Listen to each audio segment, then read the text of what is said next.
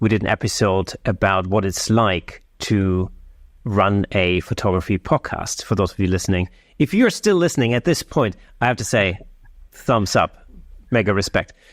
That's exactly the kind of devotion we're talking about. But so we did an episode with Steve Brazel and Dave Clayton from He Shoots, He Draws, and I know Dave Clayton. Yes, he's a wonderful. Yes, of course, absolutely, a very good friend of mine.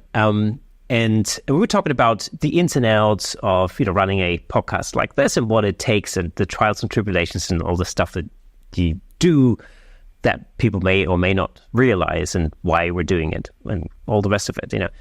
And really, we really came to the exact same conclusion. It's you end up doing it. If you're doing it for the right reasons, then it's not a burden. It's not like I mean, anybody that I think I said this in that show is, anybody who expects to go viral after 10 podcast episodes really needs to go and do something else, because it's really not going to happen. Some episodes perform really well, others don't. And, whatever, I just love the conversation. That's why I'm doing it. There's nothing better for me than to spend time and have a great conversation with somebody who I really admire, like yourself. Other people go and play football. Some people go to the pub and have a drink. Fine. This is why I like doing, which is why I do it every week. It's just like you said, exactly. It's that consistency is not difficult if you enjoy what you do. That is all there is to it. That's it. There's no secret. There's no secret to online success. It's just that's. And even if you do get, like you said, do get viral in the first 10 podcast or in the first video, I believe, again, this is what I believe at the moment, that it is bad for you. Because if you look at people who created one video or two video and went viral, most of them don't create content anymore after a year or so, because it came easy to them. And once it comes easy, you don't really value that. You don't really value that dedication. If something you create on the first or second video and it suddenly goes viral, it's not really good for you. Everything that instantly goes up definitely comes down. Unless you take the time to put in the work into it, and you also take the time to put in that work consistently, not just over the course of months, but really over the course of years and years and years of work. That's a great byproduct. But, if you don't... Sometimes we watch videos for people's opinions. And, for example, a lot of us like watching camera reviews, right? A lot of us like watching certain things. Some of us I like watching motorcycle reviews. We have our tastes, right? Let's say a new camera comes out and we're looking for the reviews of it. Let's say, I don't know, Sony, Nikon, Canon, however you pronounce those brands. There's a debate of that as well. I don't know. People are just so debatey these days.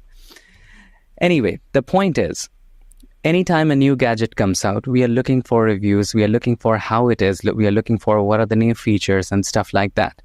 We are looking to see whether it can help me or not, whether I would want to buy that or not.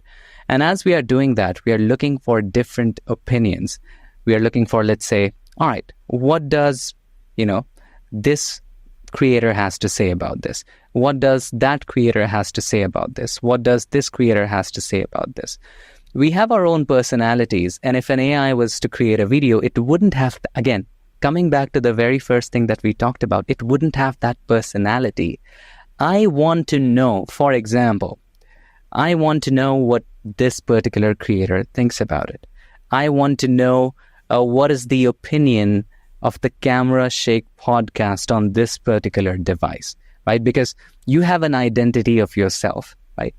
So with videos that we create on social media, we all have built our identities. If Adobe comes out with a new feature, somebody would want to know, all right, what does Unmesh think about it? Is he critical about it? Does he really like it? Does he not like it?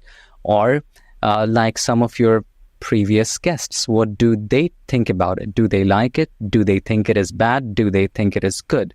So we are all about, developing our own personalities online, and we are just our individual people. And creators go there just to listen to that particular personality and that opinion. So you should definitely always have an opinion, a voice of yourself, which makes you uniquely you.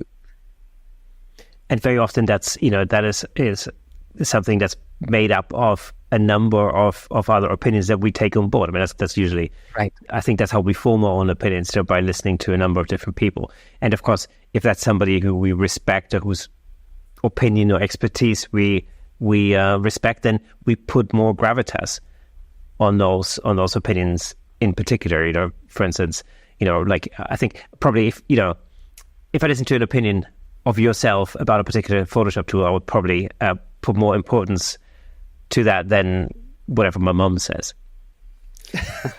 Since she doesn't know anything about Photoshop. There you go. And it doesn't hurt to have an opinion that is strong. For example, one of my most controversial strong opinion is that levels is crap.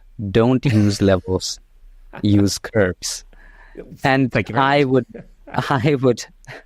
back that down. I would even have, if I have to take it to court, I will take it to court.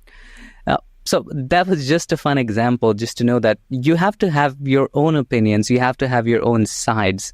And I'm not saying taking sides, but have your own opinion. That just really builds you. And it's not that everybody has to agree with you. I always say if something is working for you that I don't like, that's perfectly fine. That is the best tool for you. This is my opinion and this is what my recommendation is.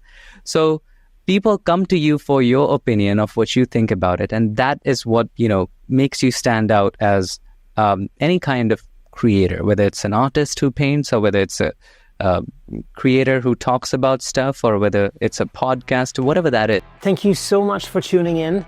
If you enjoyed that clip, then press here for the full episode in glorious Technicolor. Hey, and don't forget to subscribe.